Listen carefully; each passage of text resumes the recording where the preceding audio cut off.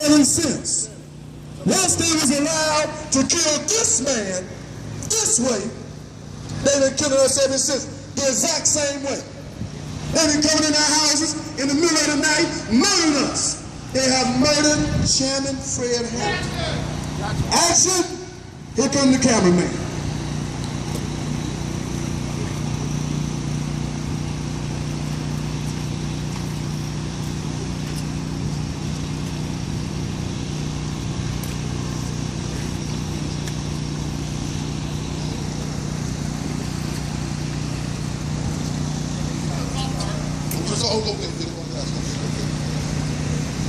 Okay, I spoke about it earlier. Y'all still stick with us.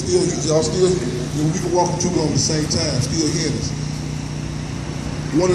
Another one of the survivors that was in the house when they came down and back December 4th, 1969. Let's see the time. You know what I'm saying? Blair Anderson, Brother BJ here for himself to talk about who was here. Actual real deal testimony, y'all. So again, I hope y'all hear what I'm saying. Another one of the forces that was actually inside the house when it went down. So man, listen up and still engage what we're doing here. But please listen up. Power to the people. Power to the people. Power to the people. Blair speak. You know what I'm saying? Like in front. All power to the people. All power to the people. That's what Fred Hampton said. He said, all power belongs to you. We were part of the Black Power movement. I was younger than many of you and older than a few. 19 years old, South Side, gangbanger, functional illiterate.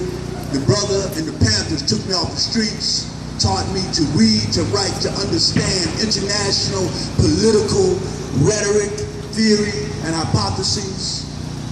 I sat in a room with my beautiful sister when Fred was a bump in her belly. I got to rub that belly, Chairman. Got to touch you before you knew what touch was. Loved you before you got here. Loved his father. And the thing that was the most significant about Fred Hampton, it wasn't those speeches that you heard or that rage. It was that he loved you. He loved our people. That's what he died for. People talk about revolution, but revolution is black folks loving black folks. That's black power. December 4th, 1969, we came home from a political education class, talking about things that you're studying, talking about our history, our culture, the danger that black men face every day, a target on your forehead, a bullseye, a target on our people, a bullseye on the head of young black men. It's a bullseye on your head. It's a bullseye on Chairman Fred's head. It's a target on all our people. But if they can remove black men from the black community, then our women are vulnerable. Our babies are vulnerable. Our community is vulnerable. That's what Chairman Fred Hampton died for. I've heard him called a victim. He wasn't a victim, he was a revolutionary. I am a revolutionary. Fred is a revolutionary. We are not retired Black Panthers. We are Black Panthers forever and a day. Fred was born, he was conceived in revolutionary love. He lived, he died in revolutionary love. They kicked the door in, we was in the bed, sleep. I was wrapped up with a beautiful young sister. To keep warm, it wasn't even about sex. I was wrapped up with a beautiful young sister, my comrade, who wrapped her body around me that night to keep me warm. We woke up and there were gunshots. I'm not talking about no pow, pow, pow. I'm talking about bam! Paint buckets flying through the air, mattresses lifted up off beds, fully automatic gunfire.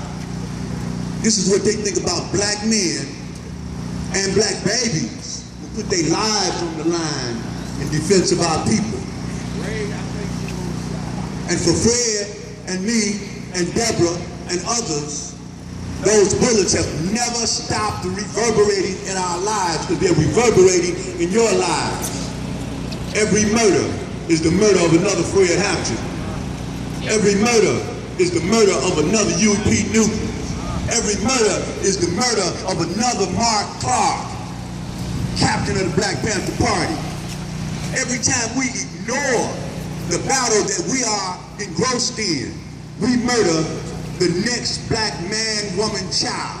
Every time we ignore drugs, violence in the black community, every single time we become complicit in murder.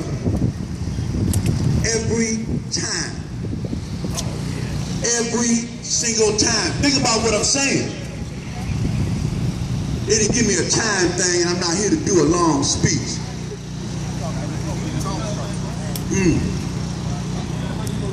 Yeah. And actually, that was a little bit of a cop, because as my emotions overwhelm me, as I think about this, as I think about being drugged out that room, shot several times with a machine gun by a white supremacist,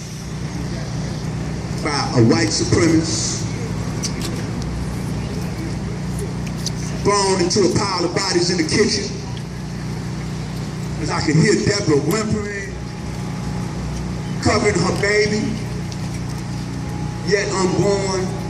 As I think about Fred now,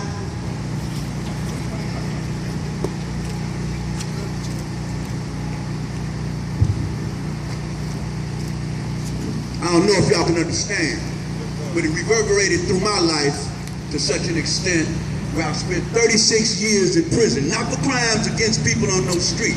I took the hundreds of guns from the police in Michigan, and they locked me up and they kept me there. Later we find out that the reason that they kept me there is because I was one of the young leaders recruited by the Panthers from the Blackstones. I'm original Blackstone, south side of Chicago, come up with Jeff and them, and slept in his bed, ran from his sister. What did Fred do? Fred took a functional illiterate off the streets. Not a gangbanger, I was a black nationalist then.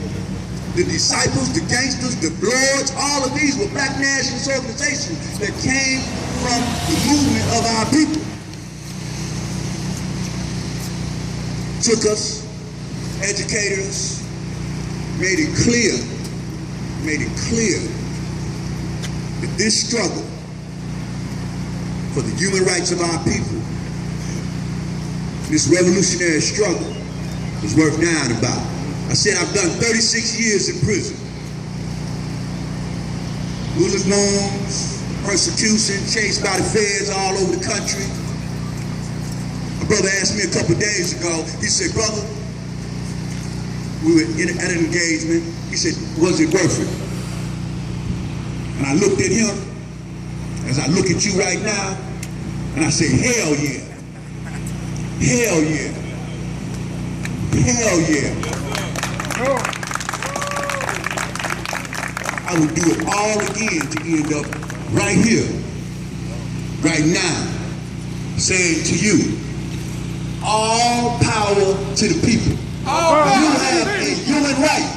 All power to the people. All power to the people. All power to the people. All power to the people. Let me hear it.